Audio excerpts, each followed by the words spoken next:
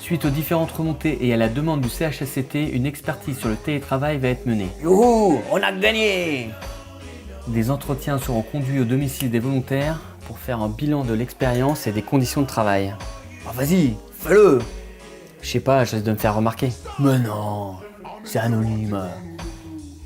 J'ai rien de spécial à dire et puis c'est bizarre de faire venir quelqu'un chez soi, non? Bon, au fond, c'est quoi le problème? Faut que je range.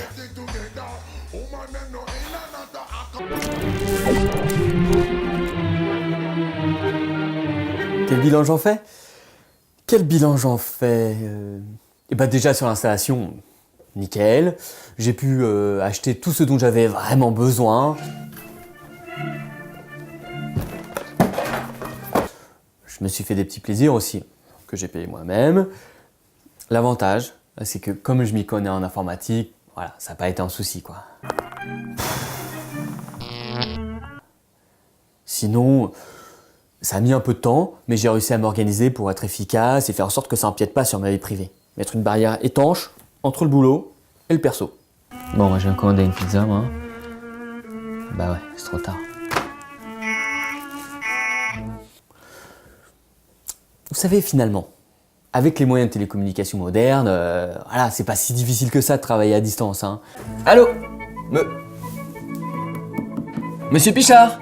C'est fluide, c'est presque plus simple que dans la vie réelle. Donc le bilan, rien que du positif, je me sens super bien dans le télétravail. Je me sens épanoui, je me sens libre.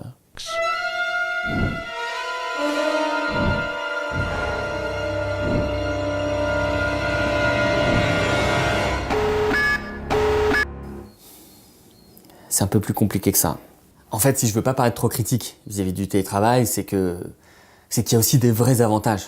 Par exemple, s'il y a le livreur qui vient, ou si je dois amener Kevin, mon neveu, à l'école, ou si je veux faire du sport. Bon, ça j'en fais pas, mais vous voyez ce que je veux dire. Et puis surtout, les transports. Parce qu'avant, c'était 3 heures quotidiennes de...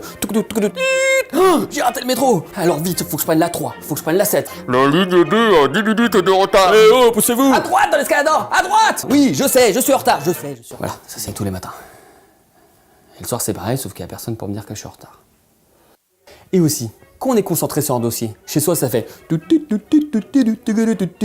Alors que bon, au bureau... Eh, tu la connais la dernière sur le bouton? Mon agrafeuse! Qui a pris mon agrafeuse? Le dossier Pichard, vous avancez sur le dossier Pichard. Je sais pas, c'est pas moi qui m'en occupe du dossier Pichard, c'est Janine. Mais non, c'est pas moi qui m'en occupe plus! Ah bon, c'est pas toi qui m'en occupe? Où est le dossier Pichard? Faut que je vois du monde moi, non? Alors vous allez dire, oui, le télétravail c'est une question de dosage et d'équilibre, que ça convient pas à tout le monde de la même manière, mais que généralement, avec un bon aménagement et une fréquence d'1 à 2 fois par semaine, ça permet d'améliorer les conditions de travail. Et ben vous avez raison. C'est ça la conclusion. Et sans être indiscret, vous faites aussi du télétravail? Nous aussi, ça nous arrive.